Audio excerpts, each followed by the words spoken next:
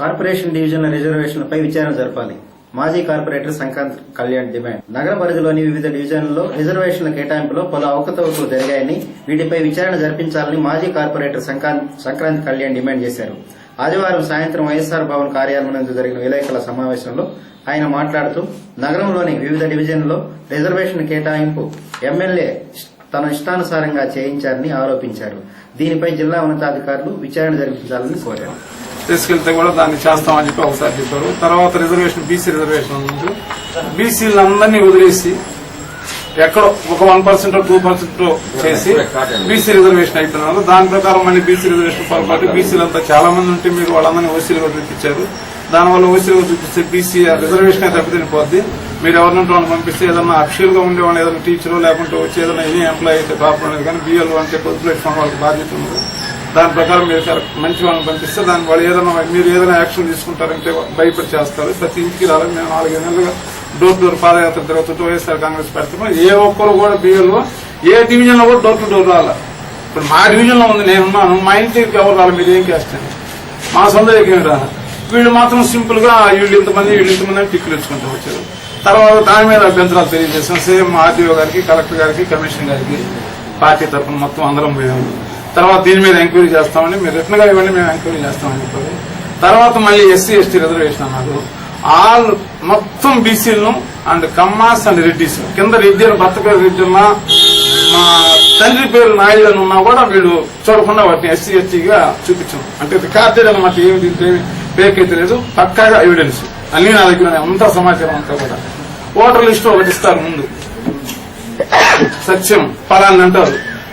దాన్ని తీసుకున్న తర్వాత దాని బౌండరీస్ ప్రకారం ఓటర్ లిస్ట్ ప్రకారం మనం వెరిఫై చేసి వచ్చేటప్పటికి మళ్ళీ వేరే ఓటర్ లిస్ట్ ఇస్తారు. ఫస్ట్ ఏం చేశారంటే నా డివిజన్ వరకే, అన్ని డివిజన్ అయితే అదే విధంగా ఉన్నాయి. ఫస్ట్ ఏం చేశారంటే 4430 ఇచ్చారు. 4వ డివిజన్, 3వ డివిజన్. పాత 4 మహానుభావుడు తయారు చేశారు కదా లేటెస్ట్ గా, అది వచ్చి 3 4430 చేశాడు. తర్వాత ఏం చేశారంటే పక్కగా చేసామండి, మీరు రిప్రజెంటేషన్ చేసిన దాని మేరకు మీరు చెప్పిందంత కరెక్ట్ అని చెప్పి 4874 ఇచ్చారు. దీని ప్రకారం వెరిఫై చేసాం.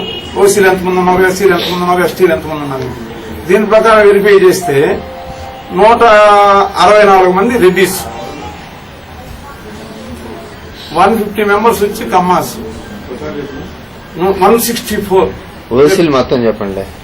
నేను క్యాస్ట్ పరంగా అంతే అంత పర్టికులర్ గా వెతికాను అనమాట. లేడీస్ ఎంతమంది అని కూడా చెప్పగలను అనమాట. కమ్మాస్ 150.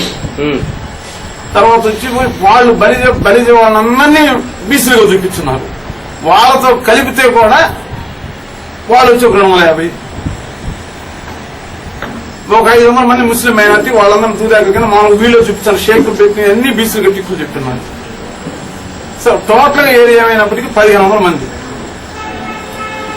4874లో 1500 మంది తీసేస్తే ఎంతమంది బీసీలు ఉన్నారు? బీసీ మెజార్టీ బీసీ క్యాస్ట్ వచ్చి యాదవ అండ్ అగ్నికుల క్షత్రియ. దాదాపు 1500 పైన యాదవాస్, 1000 ఓట్ల అగ్నికుల క్షత్రియ. శాలివాహనులు అంటే మన కొమ్మలు మొత్తం వచ్చి తక్కువ చూపించాడు. అంటే తక్కువ చూపించాడు. నా లెక్క ప్రకారం వచ్చి 4,500 అంటే 4,300.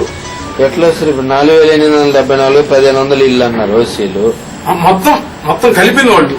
బీసీల వరకు మీ లెక్క ఎంత వచ్చి ఉంటదంట? మా లెక్క నాది వచ్చి 3,450.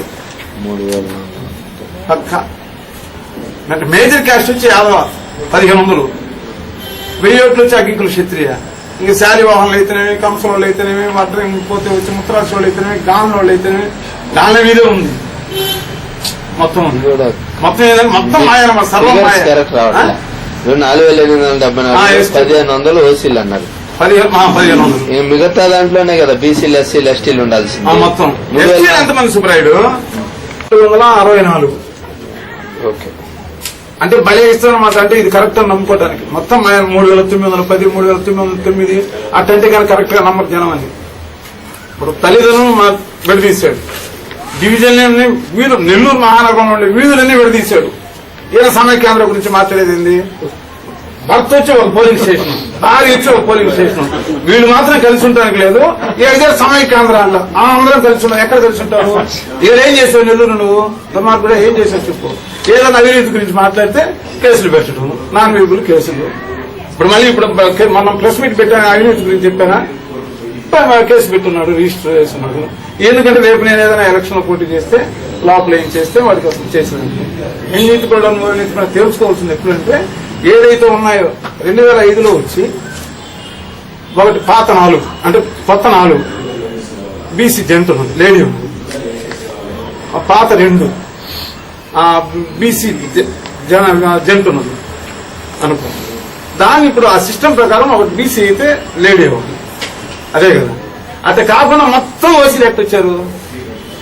పాత చెక్ పోస్ట్ దగ్గర నుంచి అప్ టు ఎక్కడ 4వ మైల్ దాకా, నవలా ఘాటం దాకా. మీరు పేపర్ వాళ్ళకి మనమే దాచిపెట్టి నవలా ఘాటం ఎవరున్నారండి? మొత్తం యాదవాసు 3000 మంది యాదవాసు. అలా పంచాయతీ యాదవాసు 3000 మంది వచ్చి 2వ డివిజన్కి పోయింది. 2000 మంది ఇటు వచ్చారు. నువ్వు ఇచ్చిన దాంట్లోనే ఉంది. నీకెక్కడ ఇల్లు ఉందని చూపించు. ఒకే క్యాస్ట్ పరంగా ఒకే ఇంటి పేరు, రాజురోళ్ళనో గూడోళ్ళనో మేకలోళ్ళనో మొత్తం. ఇప్పుడు మనం బౌండరీస్ అంతా ఇప్పుడు నీకు నీ ఇష్టం వచ్చినట్టు మార్చుకున్నావు. దానికి ఏం సిస్టమ్ లేదు. నేను ఒక పోలింగ్ స్టేషన్ పోవాలి, నా భార్య ఒక పోలింగ్ స్టేషన్ పోవాలి, నా కొడుకు ఒక పోలింగ్ స్టేషన్ పోవాలి, నా కూతురు ఒక పోలింగ్ స్టేషన్ పోవాలి, నా కోళ్ళ ఒక పోలింగ్ స్టేషన్ పోవాలి. ఇదే అనేది సమైక్యం. ఎక్కడ ఎంతవరకు కరెక్ట్? ఏం చేసావు? ఏం చేస్తున్నావు? ఏది కరెక్ట్ చెప్పండి. ఇప్పుడు ఏం మళ్ళా నువ్వు నీత నేను నీత అని తెలుసుకోవాలంటే నువ్వు ఆ ప్రాంతంలో బీసీ చేయాలి. నేను అవినీతి పరుడు నన్ను లోపల వేయించావు కదా, నువ్వు పెద్ద నీతి పరుడు కదా, ఆ డివిజన్ 3 బీసీ చేయి. నేను ఎవరిని పెడతావు పెట్టు, నీతి పరుడు. నేను కంటెక్ట్ చేస్తా. మా పార్టీ తరఫున నువ్వు గెలుస్తావు, మేము పార్టీ వైఎస్ఆర్ కాంగ్రెస్ పార్టీ గెలుస్తా తెలుసుకోవాలా. దుర్మార్గుడా నువ్వు కనీసం అక్కడ నేను కంటెక్ట్ చేసేదానికి లేకుండా మొత్తం ఆడవాళ్ళు అనమాట. నాకు తెలియకుండా అంటే నాకు 9 నాకు తెలుసు. ఆ బౌండరీస్ లో నాకు ఓట్లు పడితే దాన్ని ఎస్సీ చేస్తావు, ఈ పక్క ఏం చేస్తావు ఎస్టీ చేస్తావు. ఇదేమో మీ తాతగారు రాస్తే అది ఇష్టం వచ్చి మార్చడానికి మార్చే పోటీ చేసానికి ఎక్కడ ఏమి ఉండదా? అసలు ఏమనుకుంటున్నావు నువ్వు? ఏదైనా ఉంటే అంత ఎంతో మంచి చేస్తానికి ఉండాలి. ఎన్ని నెలలు ఉంటావు నువ్వు? 6 నెలలు ఉంటావు, 7 నెలలు ఉంటావు, పోతే ఇంకొక కేసు పెడతావు అంతే కదా. దానికేమో పద్ధతి ఏం లేదా? ఎవరు పట్టినా మాది ఇదేందా ఇటు మారిపోయింది, మాది మేమే మా ఓట్లు పోయి మేము పోయి డివిజన్లు అడిగాము.